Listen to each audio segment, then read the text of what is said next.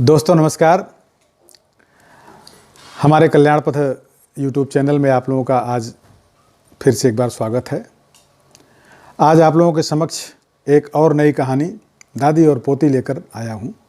कहानी का शीर्षक है दादी और पोती।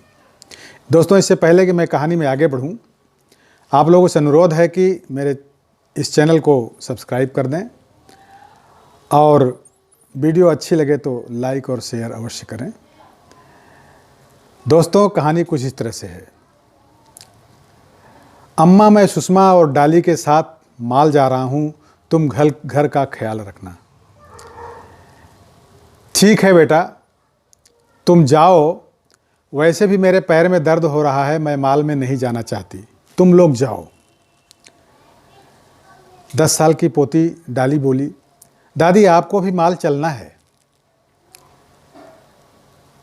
तुम्हारी दादी माल में सीढ़ियाँ नहीं चढ़ सकती, उन्हें एस्केलेटर चढ़ना भी नहीं आता, और क्योंकि वहाँ कोई मंदिर नहीं है इसलिए दादी का माल में जाने का कोई इंटरेस्ट नहीं है। वो सिर्फ मंदिर जाने में इंटरेस्टेड रहती हैं। बहू सुषमा अपनी बेटी डाली से बोली। इस बात पे दादी सहमत हो गई, पर उनकी पोती डाली जिद पर अड़ गई कि वो भी माल नहीं जाएंगी अगर दादी नहीं चली तो। यद्यपि दादी कह चुकी थी कि वो माल जाने में इंटरेस्टेड नहीं है। अंत में 10 साल की पोती के सामने दादी की नहीं चली और वो भी साथ जाने को तैयार हो गई, जिस पर पोती डाली बहुत खुश हुई। पिता ने सबको तैयार हो जाने को कहा। इससे पहले कि मम्मी पापा तैयार होते, सबसे बुजुर्ग दादी और सबसे छोटी लड़की तैयार हो गए। दोस्तों, पोती दादी को बालकनी में ले गई और पोती ने 1 फीट की दूरी से 2 लकीर चाक से बना दी। पोती ने दादी से कहा कि ये एक गेम है और आपको एक पक्षी की एक्टिंग करनी है। आपको एक पैर इन 2 लाइंस के बीच में रखना है और दूसरा पैर 3 इंच ऊपर उठाना है। ये क्या है बेटी? दादी ने पूछा। ये बर्ड गेम है, मैं आपको सिखाती हूँ। जब तक पापा कार लाए तब तक दादी पोती ने काफ़ी देर तक ये गेम खेला। वो माल पहुँचे और जैसे ही वो एस्केलेटर के पास पहुँचे, मम्मी पापा परेशान हो गए कि दादी कैसे एस्केलेटर पे चढ़ेंगी। पर मम्मी पापा आश्चर्यचकित रह गए जब उन्होंने देखा कि दादी आराम से एस्केलेटर में सीढ़ियाँ चढ़ रही थी और बल्कि पोती दादी एस्केलेटर में बार बार ऊपर नीचे जाकर खूब मज़े ले रहे थे। दरअसल पोती ने दादी से कह दिया था कि यहाँ पर दादी को वही बर्ड गेम खेलना है। दादी ने अपना दायां पैर उठाना है और एक चलती हुई सीढ़ी पर रखना है और फिर बायां पैर 3 इंच उठाकर चलती हुई अगली सीढ़ी पर रखना है। इस तरह दादी आसानी से एस्केलेटर पर चढ़ पा रही थी और दादी पोती खूब कई बार एस्केलेटर में ऊपर नीचे जाकर मज़े भी ले रही थी।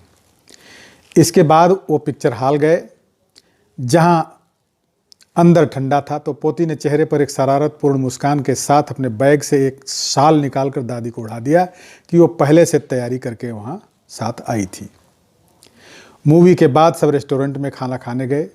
बेटे ने अपनी माँ यानी डाली की दादी से पूछा कि आपके लिए कौन सी डिश ऑर्डर करनी है, पर डाली ने पापा के हाथ से मीनू झपट कर जबरन अपनी दादी के हाथ में दे दिया। आपको पढ़ना आता है, आप ही पढ़कर डिसाइड कीजिए कि क्या खाना ऑर्डर करना है। दादी ने मुस्कुराते हुए आइटम्स फाइनल किए कि क्या ऑर्डर करना है। खाने के बाद दादी और पोती ने वीडियो गेम्स खेले जो घर में वो पहले भी खेलते थे। घर के लिए निकलने के पहले दादी वॉशरूम गई तो उनकी अनुपस्थिति का फ़ायदा उठाकर पापा ने बेटी से पूछ लिया कि तुम्हें दादी के बारे में इतना कैसे पता है जो बेटा होते हुए मुझे नहीं पता है।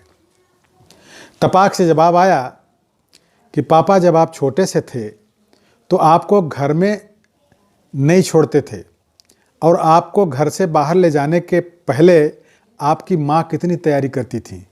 दूध की बोतलें, डायपर्स, आपके कपड़े, खाने पीने का सामान। आप क्यों सोचते हैं कि आपकी माँ को सिर्फ मंदिर जाने में रुचि है? उनकी भी वही साधारण इच्छाएं होती हैं कि वो भी माल जाएं, सबके साथ खूब मज़े करें, घूमें, खाए पिएं, पर बुजुर्गों को लगता है कि वो साथ जाकर आपके मज़े किरकिरा करेंगे, इसलिए वो खुद ही पीछे हट जाते हैं और अपने दिल की बात जुबां पर नहीं ला पाते। पिता का मुंह खुला का खुला रह गया। हालांकि वो खुश थे कि उनकी 10 साल की बिटिया ने उन्हें कितना नया और सुंदर पाठ पढ़ाया है। दोस्तों, कहानी कैसी लगी? हमारा अनुरोध है कि इस कहानी को आप अपने परिजनों और दोस्तों में ज़रूर शेयर करें